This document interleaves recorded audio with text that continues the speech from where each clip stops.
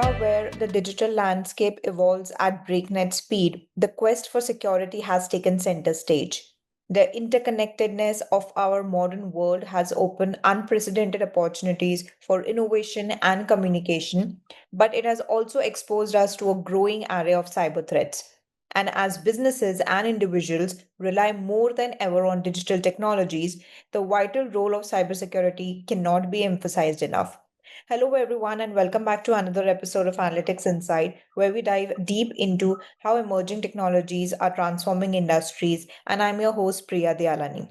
Now, imagine a world where our every move, our every thought lives in a digital dream. Our thoughts are shared openly on social media platforms, capturing our emotions, ideas, and opinions for the world to see. Our physical presence is captured through check ins, travel updates, and real time location sharing, creating a digital trail of our journeys.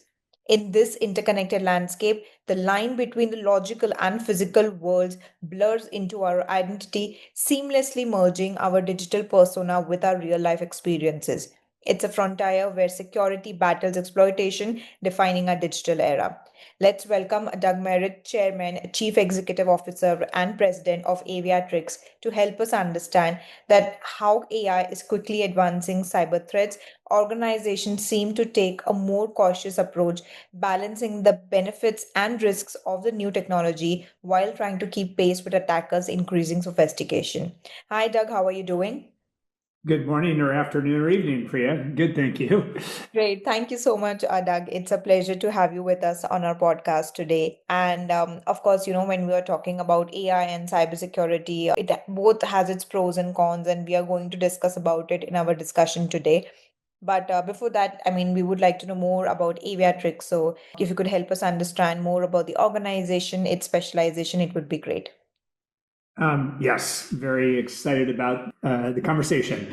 Aviatrix is a little bit over 10 years old as a company, and our focus and specialization is in securing the cloud landscapes on the cyber front through network security for the hundreds of organizations that we serve today. We see this problem as very pervasive, and I know we'll wind up talking about that. And network security is something that people seem to have overlooked in the past decade or so. So very, very passionate about this cause. I loved your intro. It captures the reality of our world very clearly. We are all physical and digital right now, deeply intertwined. And the cyber resilience and capability of the thousands of services that our lives depend on now, our way of life depends on, is critically important for all of us as citizens. Definitely, I completely agree with you, Doug, and thank you for helping us understand about the company. And it's always inspiring to hear how companies like Aviatrix is, carving out its niche and creating an impact in ensuring the security in the cloud landscape. And of course, this really sets the stage for our conversation today. But as we dive deeper, into our conversation, we would also like to dive deeper into the kind of work you do. I mean, throughout your career, you have helped organizations and people around the world utilize leading edge technology, data, and the insights that come from tech and data to improve their organizations. So, we would like to know more about you, Doug. How has your journey been till date? What exactly is your role and contribution towards the company? We're intrigued to know more about it. Yes, I have been fortunate enough. I found my way to tech as my first real job. I started working at 13, washing dishes and doing any work that would help me with general finances. But once I graduated from college, my first job was with what is now Accenture. It used to be Anderson Consulting back then, and just fell in love with the tech landscape. So my entire adult life has been in the technology field. This is my fifth CEO role. The one prior to this was a lot of fun and insane amounts of work. It was with a company called Splunk that now is part of Cisco. We got the company grew it from roughly $200 million annual recurring revenue when I joined to $3.2 billion in annual recurring revenue when I left in 2021. So it was a crazy and fun experience. Splunk also was primarily in the cyber world. Splunk's orientation there was using massive volumes of data, petabytes and petabytes of data for most organizations, to help the cyber teams understand the confusing and noisy data flows that you've got to extract signal from to understand the health of your cyber stance and to do quick remediation and deep dives on, and for us, mostly the unknown unknowns. Aviatrix is taking a different angle.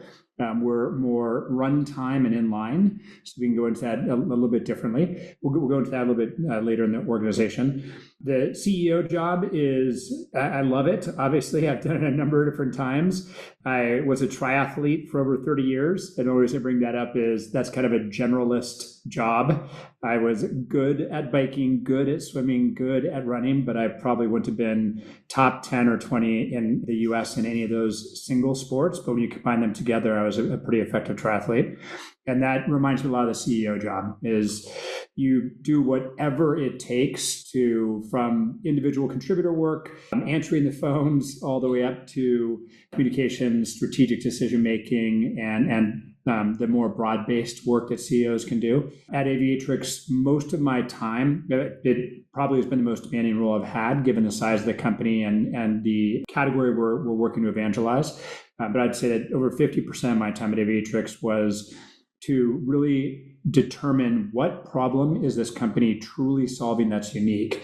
What does that ideal customer profile or prospect profile look like? And what should our vision, strategy, and roadmap look like to serve companies successfully?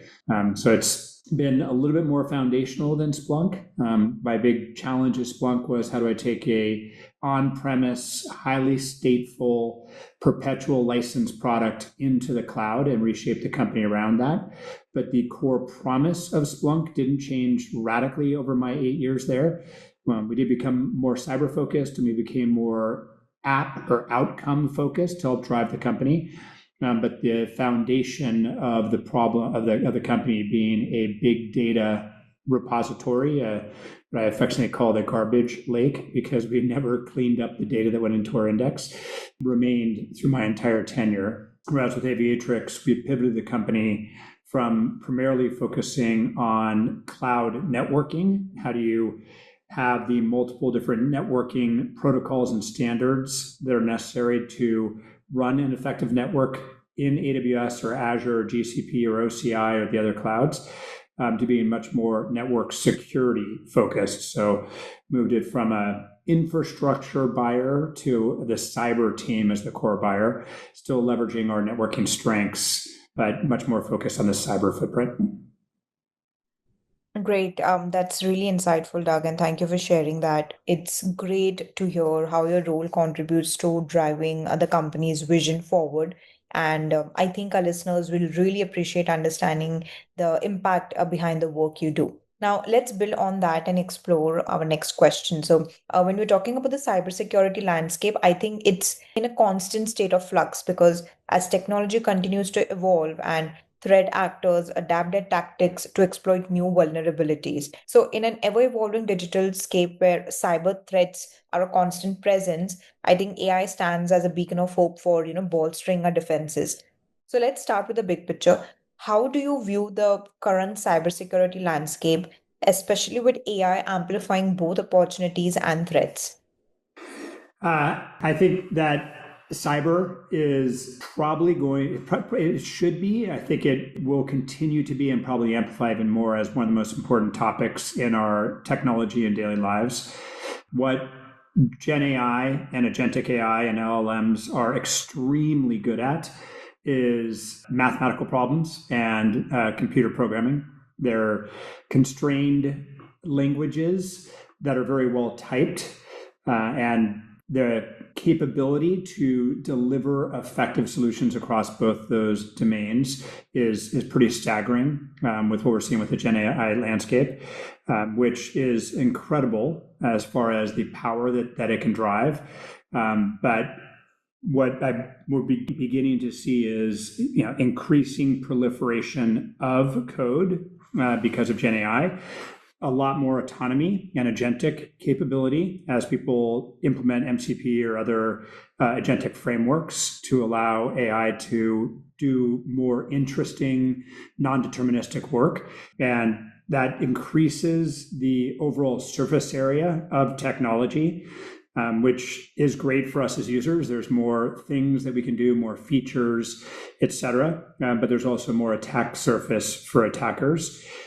AI does provide unique capability for the defenders, for the cyber teams and other folks within organizations, but it, at the same time, arms the attackers with a lot more 24/7 capability, a lot more reasoning and thinking capability. It's a relatively tilted game right now. It's much easier to be an attacker than a defender. And so I think the emphasis on cyber, as much as it's been pretty predominant over the past 5-10 years, I think is only going to go up because significant cyber impacts wind up with increasingly detrimental consequences. If a logistics and supply chain company goes down within a country, if a medical delivery and pharmaceutical company goes down within a country, if an airline goes down, if a major retailer goes down, if a hospital goes down, because of cyber attacks, which we're seeing more and more of, the impacts because of that deep interconnection that you talked about between our physical and digital lives are getting to be monumental. Definitely. And thank you for that insightful perspective, Doug. And, it's clear that while AI is unlocking new layers of defense, it's also creating a more complex battlefield for cybersecurity leaders. And, what stands out is the dual nature of AI. On one hand, it can predict, detect, and respond faster than ever before. But on the other, it also equips attackers with, equally sophisticated tools. This dynamic is, I think, really shaping how organizations must rethink their strategies. Let's dive deeper into it. I mean, the cybersecurity market, I think, will benefit currently with two modes of growth. First, I mean, cyber risk professionals and CISOs are embracing next generation AI-enabled security technologies. In addition, many large enterprises are still grappling with the basics, improving foundational areas such as IT asset management, vulnerability, and identity and access management. So I think they will need to ramp up their efforts. So many organizations still treat cloud security as an afterthought till today. I mean, where we are advancing each day. So why do you think the paradigm shift hasn't fully hit yet? Yeah, I think the cloud is very, very vulnerable, which is why we're focused there. And I think the foundational element that most organizations are wrestling with is we've moved from a much more tangible and physical world. As I was playing with computers and growing up, and my initial few jobs, owned and touched, everything was obvious, physical, and in the world with you. I built computers, I purchased different semiconductors. The software that you were writing was directly tied to the hardware that it was accessing. The networking was visible. You plugged cables into and between different boxes.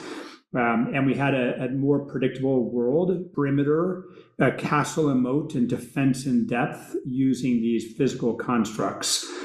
What the cloud did is radically accelerated the abstraction and virtualization of everything. And I think with that abstraction, people are very quickly forgetting the fundamentals. The data centers that the cloud providers craft and that we all use are not totally different than the data centers that we had 10, 15 years ago. The architectures are really impressive. Like if any of you get a chance to go see one of these data centers, your mind will explode at the scale, automation, and complexity of what they've done. But it's still a very physical world.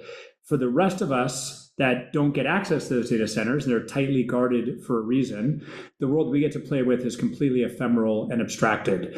You no longer get to tie anything directly to hardware on purpose. That was the whole architecture that AWS evangelized in 04, 05, 06, that Google was using for its consumer orientation, that Microsoft had for its gaming division, that they then extended to corporations. And I think with that abstraction, people are forgetting that there's only three foundational areas where you can actually stop bad behaviors. And you've got to start with foundation.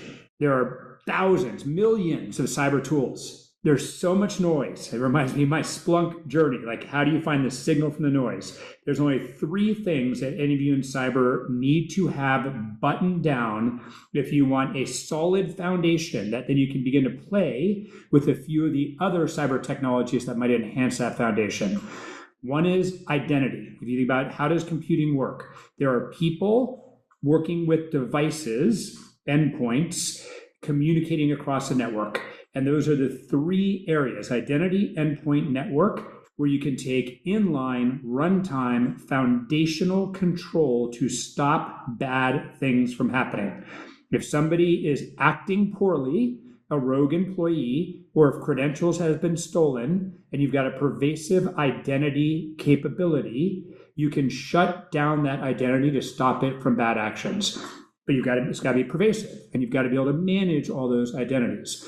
Conversely, if somebody's computer or mobile device or stateful service within where you can insert an agent within the cloud gets compromised, that's an endpoint. You can see bad behavior if you're monitoring. You've got the pervasive approach, and you can lock that thing down and stop it from bad behavior. The most important that everybody has forgotten about, because networking is invisible in the cloud, it's abstracted away, even though it's still mission critical. Nothing works without the network, is network security. You've got endpoints and identities communicating with other endpoints and identities to get stuff done. And if you don't have a pervasive visibility layer across all the communication channels in your cloud, there are now thousands of workloads.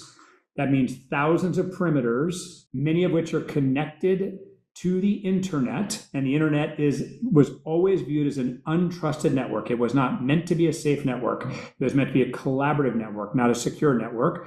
So you've got thousands, tens of thousands, hundreds of thousands of workloads, virtual private clouds, VNets, VCNs, Kubernetes clusters, serverless functions, agentic ephemeral workloads. All of them need a perimeter. Many of them have direct connectivity to the internet, which is unsafe.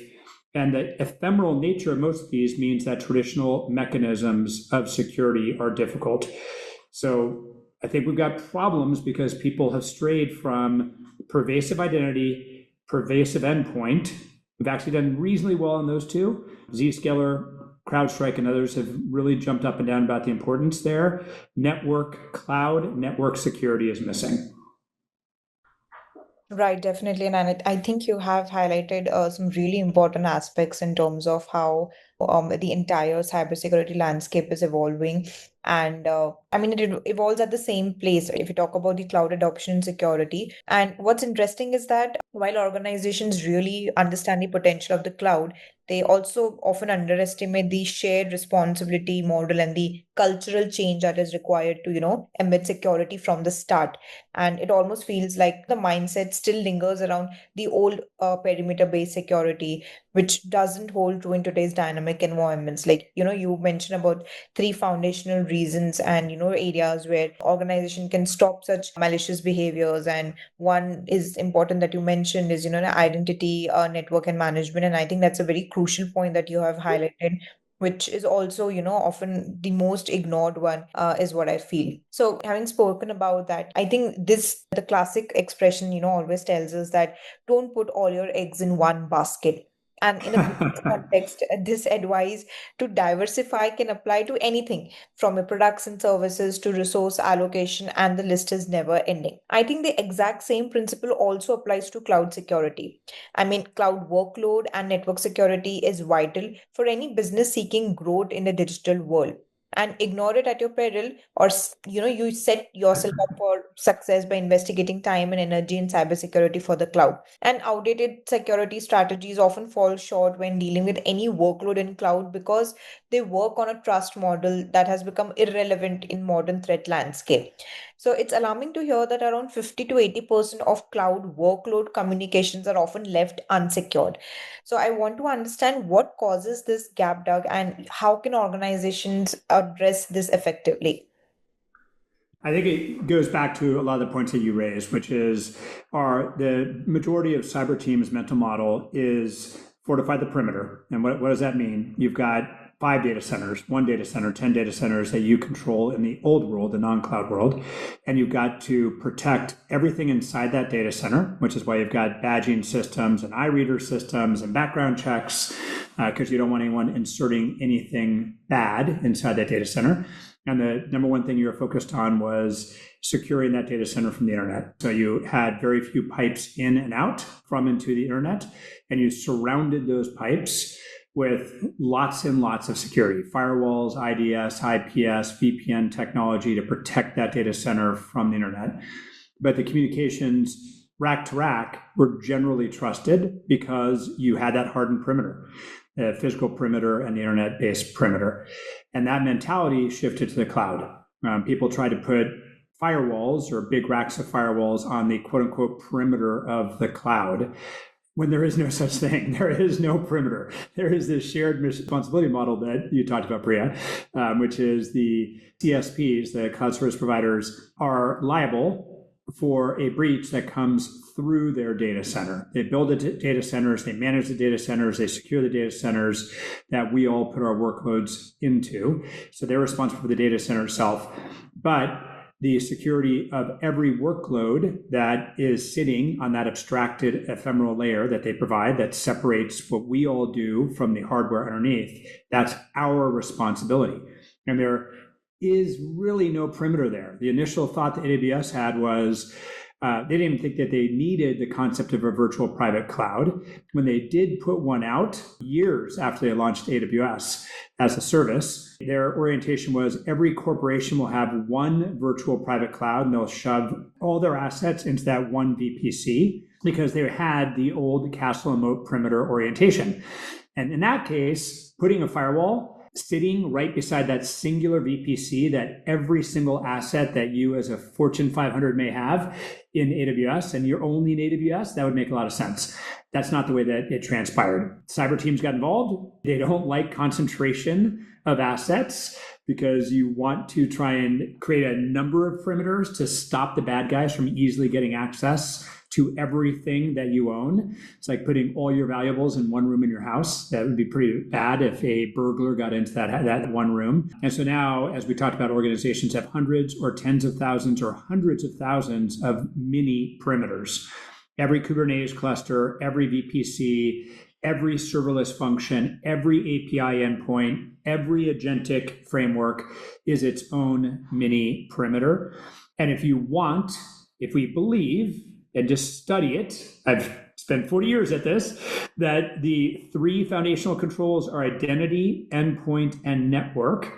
And you want a pervasive network security capability, then you must be able to inspect the traffic between every single one of those workloads, as well as the traffic into and out of every one of those workloads.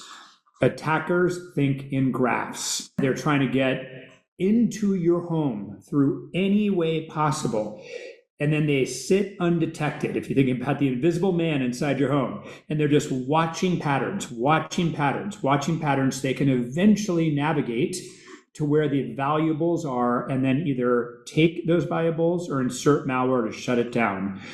So any weak spot in that graph is going to be exploited. Most of these workloads do not have, because people are taking a castle and moat perimeter defense orientation, they do not have inspection, policy, and control mechanisms to take measures if you see bad things occur. And we just saw a series of breaches again in the last 3 days that were completely oriented around this lateral movement. Get inside, be patient, observe, move from workload to workload until you get to the spots that do damage. It's lateral movement inside the cloud is becoming one of the number one areas, which is the 50 to 80% of workloads not having that security capability. And again, I just urge all of you, whether you ever look at Aviatrix or not, please look at your entirety of your workloads and figure out a way to get inspection and control on all the communications channels in and out of those workloads and between those workloads. Definitely. Thank you for that breakdown, Doug. I mean, I think it's eye-opening to realize how something as fundamental as securing cloud workload communications can, often be overlooked, even by mature organizations. And I think our listeners will also agree that this is a critical reminder that cloud adoption and cloud security have to go hand in hand. Otherwise, the risks can, outweigh the benefits. So, having said that, I think when we're talking about this dynamic landscape of cloud adoption as well as cloud security, I think, it demands a commitment to ongoing learning and awareness at all levels of an organizations. So, one last question for you, Doug. How do you see the conversions of AI and cybersecurity evolving in the next 3 to 5 years? And what should leaders prepare for now? Run toward usage of AI. and I only pause and emphasize the run toward, because despite Aviatrix being a Silicon Valley oriented company and having been born in the cloud for what we do, there is so much work to get every employee to be non-intimidated by AI, excited about AI, and beginning to use AI in every facet of their daily work. We're still on that journey internally, and I've been relentless about the importance of understanding AI and using AI for employee benefit. If you want to be successful in the years in front of you, you have to master AI.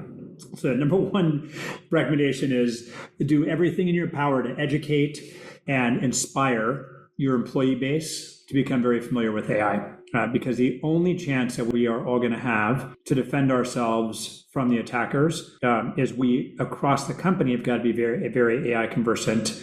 And specifically within cyber teams, they have to have as many effective initiatives as possible to use AI for their cybersecurity capability. And then for the products that you are looking for, I think that organizations are increasingly understanding that AI is going to be fundamental to the capability and capacity of these products. What is happening, what the threats are in the AI landscape from a cyber perspective, is you used to have a number of identities within your organization that were tied to human beings.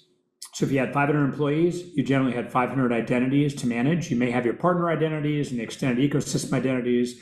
There's a finite number of identities that were specifically tied to a human being. With agentic AI entering, you are now going to have 10x to 100x the number of identities. Everyone's going to have a number of agents, maybe hundreds of agents, working in collaboration with them. So we've just expanded the identity scope pretty dramatically.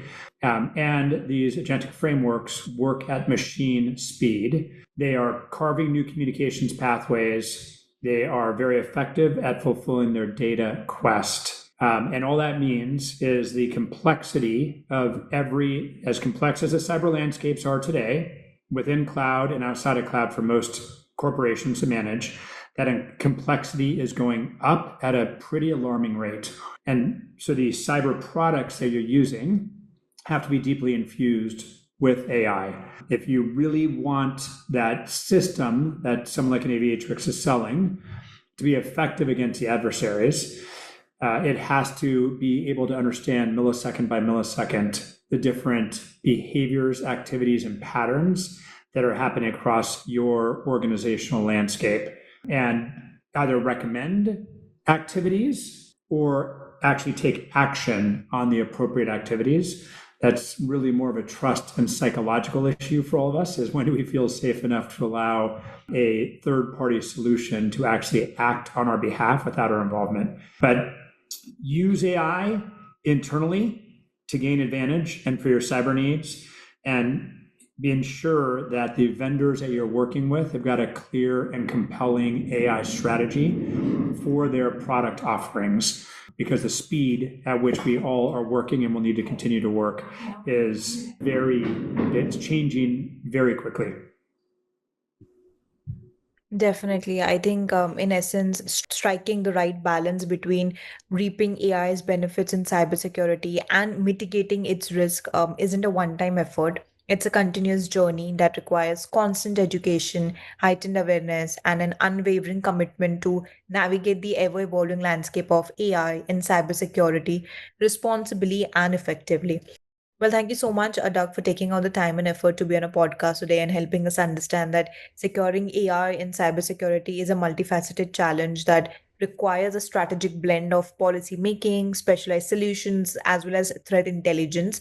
It's about making informed decisions, leveraging AI's strengths to enhance cybersecurity defenses while taking calculated measures to minimize its potential pitfalls. So, thank you so much, Doug, to be on for being on a podcast today, and it was lovely chatting with you. I very much enjoyed it too, Priya. Thank you for having me on. Thank you so much, Doug. So this is for our listeners. Thank you for tuning into today's episode of Analytics Insight. If you found this discussion helpful, don't forget to subscribe, share it with your network, and stay connected for more episodes on how technology is shaping the future of business. Until next time, I am Priya Dialani. You can view all our previous episodes on Spotify and other leading platforms. Thank you so much.